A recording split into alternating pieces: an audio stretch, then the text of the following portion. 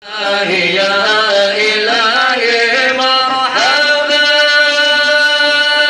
ya marhaba. Walladzi jaa birrisal tanjali an-dhalala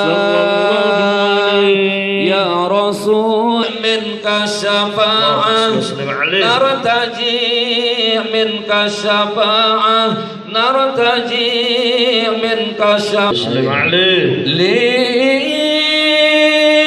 bil madinah al maradu Allahumma salli wa sallim. Konsep baru yang kita bandingkan dengan Maulid ini bukan terkhusus. Jadi yang paling intinya sebetulnya kita adakan peringatan Maulid Rasulullah Muhammad mengingat bahwasanya bulan Rabiul Awal ini sudah mau berakhir. Kita berinisiatif untuk adakan Maulid. Terus kenapa ada batu yang dihias? Itu sebetulnya kita sinkronkan tadi. Dalam artian kebetulan yang kita laksanakan di sini adalah lokasi pedagang permata.